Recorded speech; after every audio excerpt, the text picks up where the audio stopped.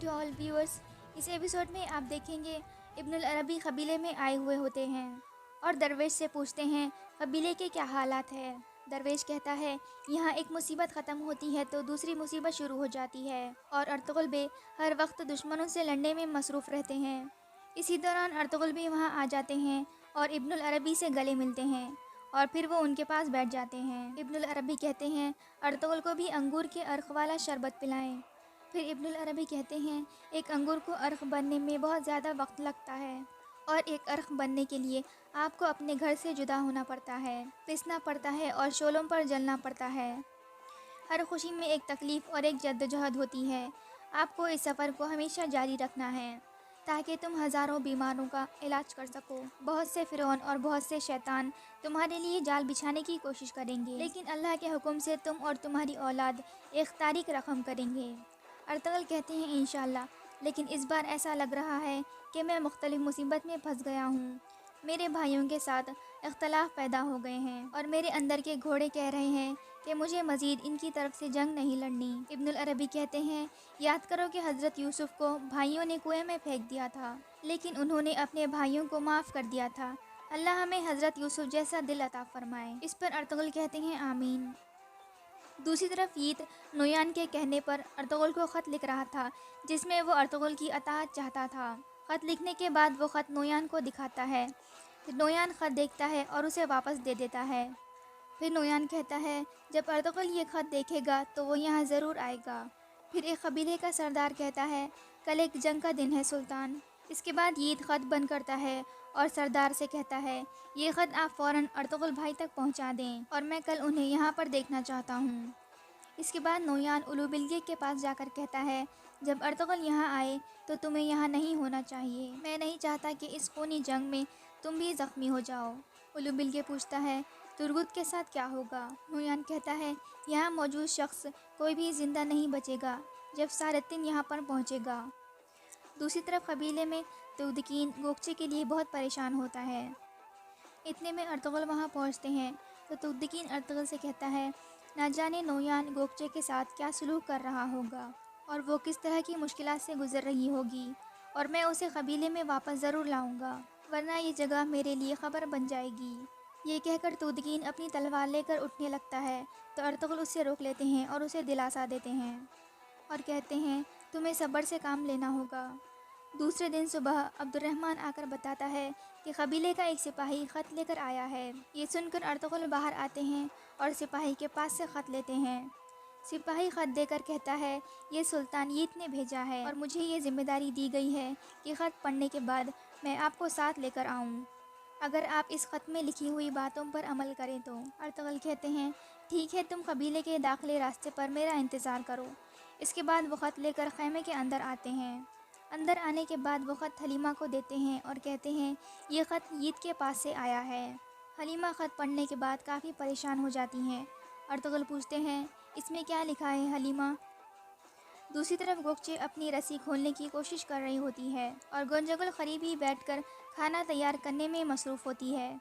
اسی دوران گوکچے اسے باتوں میں لگانے کی کوشش کرتی ہیں اور کہتی ہے میری خاطر تغدقین یہاں نہیں آئے گا اور وہ آپ لوگوں کے جال میں نہیں پھنسنے والا۔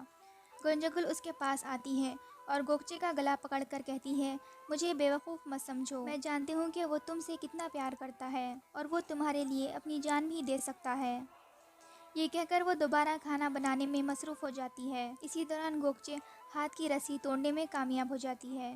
دوسری طرف حلیمہ خط پڑھنے کے بعد کہتی ہے ییت نے لکھا ہے کہ وہ آپ کو اپنی فوج کا کمانڈر بنانا چاہتا ہے۔ اس کے علاوہ وہاں موجود قبیلوں کے سردار چاہتے ہیں کہ آپ ان کے ساتھ مل جاؤ۔ اس کے بعد حلیمہ غصے سے وہ خط پھینک دیتی ہے اور کہتی ہے وہ ایسا کیسے کر سکتا ہے؟ ہم نے اس پر اعتماد کیا تھا اور ہم نے اس کے لیے آنسو بہائے، لیکن وہ اس حد تک کیسے جا سکتا ہے؟ ارطغرل کہتے ہیں ہم دونوں جانتے ہیں کہ ییت اس طرح کا کام نہیں کر سکتا، مجھے اس میں کچھ غلط لگ رہا ہے۔ اس کے بعد حلیمہ وہ خط اٹھا لیتی ہے اور اسے دوبارہ پڑھنے لگتی ہے۔ خط پڑھ کر حلیمہ مسکرانے لگتی ہے اور کہتی ہے ارطغرل ییت نے خط میں خفیہ معلومات لکھی ہے، یہ ہمارے بابا نے ہمیں سکھائی تھی۔ ارطغرل پوچھتے ہیں کیا معلومات دی ہے اس نے؟ حلیمہ کہتی ہے اس نے لکھا ہے کہ ترگت زندہ ہے اور وہ اسے بچا لے گا۔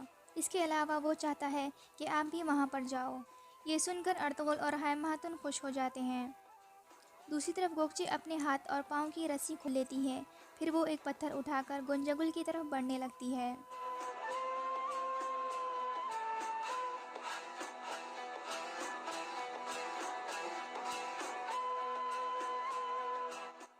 اسی دوران گوگچے گنجگل کے سینے میں خنجر گھونپنے میں کامیاب ہو جاتی ہے اور یہاں گنجگل کا خاتمہ ہو جاتا ہے۔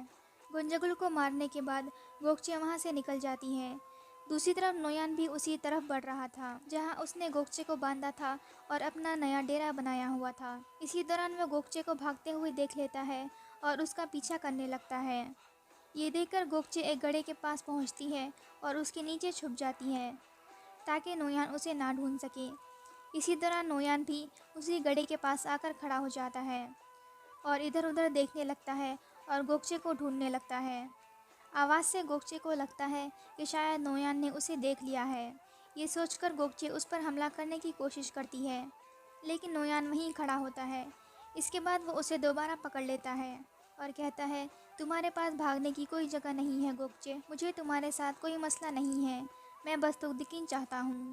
دوسری طرف قبیلے میں ارطغرل اپنے سپاہیوں کو سارے صورتحال کے بارے میں بتاتے ہیں۔ وہ دونوں ترگھت کے زندہ ہونے کا سن کر بہت خوش ہو جاتے ہیں۔ ارطغرل کہتے ہیں، مجھے وہاں اکیلے جانا ہوگا کیونکہ وہ ایسا چاہتے ہیں اور یہی ایک راستہ ہے جس سے ترگھت اور یید کو زندہ واپس لایا جا سکتا ہے۔ بامسی کہتا ہے، بھائی آپ وہاں ایسے اکیلے مت جائیں، نویان آپ کا وہاں انتظار کر رہا ہوگا۔ ارطغرل کہتے ہیں، مجھے ایسا کرنا ہوگا اور وہاں موجود غدار قبیلے کے لوگوں کو بھی سبق سکھانا ہوگا۔ اس پر دوان اور بامسی بھی ارطغرل کے ساتھ جانے کے لیے اصرار کرتے ہیں۔ پھر ارطغرل ہاں میں سر ہلاتے ہیں اور انہیں چلنے کی اجازت دیتے ہیں۔ اس پر وہ دونوں بہت خوش ہو جاتے ہیں۔ دوسری طرف نویان گوگچے کو دوبارہ رسی سے پکڑ کر اپنے ڈیرے کی طرف جا رہا ہوتا ہے۔ نویان کہتا ہے، کئی قبیلے کی عورتیں بہت پھرتیلی ہوتی ہیں، تم بھی اپنی بہن سیلجان کی طرح ہو۔ کچھ دیر بعد وہ اپنی جگہ پر پہنچ جاتا ہے اور گنجگل کو وہاں ایسے دیکھ کر حیران ہو جاتا ہے۔ پھر وہ گوگچے کو غصے سے نیچے گرا دیتا ہے اور وہ گنجگل کے پاس بیٹھ کر افسوس کرنے لگتا ہے کیونکہ اسے گنجگل کی موت کا گہرا صدمہ پہنچتا ہے۔ اس کے بعد وہ غصے سے گوگچے کی طرف بڑھتا ہے اور رسی سے اس کا گلا دبانے لگتا ہے اور کہتا ہے، میں تمہیں مار دوں گا، میں ارطغرل تقدین اور سارے قبیلے کے لوگوں کا اس زمین پر خون بہا دوں گا۔ کچھ دیر بعد نویان اسے چھوڑ دیتا ہے اور غصے سے چیخنے لگتا ہے۔ دوسری طرف گندگدو حائمہ خاتون سے کہتا ہے، ارطغرل ایک بار پھر آگ سے کھیل رہا ہے اور میں اسے اکیلا کیسے چھوڑ دوں؟ حائمہ خاتون کہتی ہیں، ارطغرل اپنے مقدر کی طرف جا رہا ہے، ہم کچھ نہیں کر سکتے۔ گندگدو کہتا ہے، ارطغرل میرے دل کا ٹکڑا ہے اور میں اسے اس حال میں کیسے اکیلے چھوڑ سکتا ہوں؟ یہ کہہ کر وہ باہر نکل جاتا ہے۔ دوسری طرف نویان نے گوگچے کو پھر سے باندھ دیا ہوتا ہے اور وہ سخت غصے میں بیٹھا ہوتا ہے۔ اتنے میں بواج وہاں پہنچتا ہے۔ نویان گنجگل کی لاش سامنے رکھ کر اس کا خون اپنے منہ پر لگاتا ہے، پھر وہ اپنی تلوار اٹھا کر بواج کے گلے پر رکھ دیتا ہے اور کہتا ہے، میری بات غور سے سنو، میرے پاس اب تقدین کو لے کر آؤ اور اب وقت آ گیا ہے۔ بواج کہتا ہے، جیسے آپ کا حکم نویان۔ پھر نویان کہتا ہے، میں تمہارا ایک تنگ راستے پر انتظار کروں گا۔ اس کے بعد بواج وہاں سے چلا جاتا ہے۔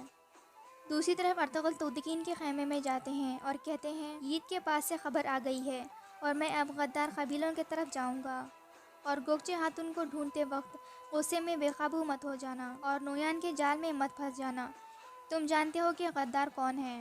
اس کے بعد ارطغرل تقدین سے گلے ملتے ہیں اور کہتے ہیں، یہ تو لازمی ہے کہ نویان تمہاری طرف کوئی اشارہ ضرور بھیجے گا، اس لیے تم تیار رہنا۔ یہ کہہ کر ارطغرل جانے لگتے ہیں تو تقدین آواز دے کر روک لیتا ہے اور کہتا ہے، ارطغرل بے، انشاءاللہ اگر ہم اس مصیبت سے باہر آ گئے تو میں آپ کے ساتھ بیزانتین کی سرحد پر جاؤں گا، میں اور میرا قبیلہ آپ کی خدمت کے لیے حاضر ہیں۔ ارطغرل کہتے ہیں، اللہ ہم سب کی مدد فرمائے تقدین بے۔ اس پر تقدین کہتا ہے، آمین۔ اس کے بعد ارطغرل باہر نکل جاتے ہیں۔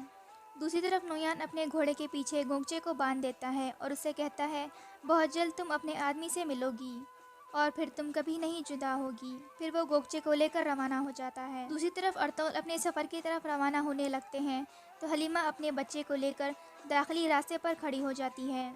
پھر ارطغرل گھوڑے سے اتر کر اپنے بچے کو گود میں اٹھاتے ہیں۔ پھر حلیمہ سلطان دعائیں دیتی ہیں اور کہتی ہیں، جلد جاؤ اور جلد آؤ۔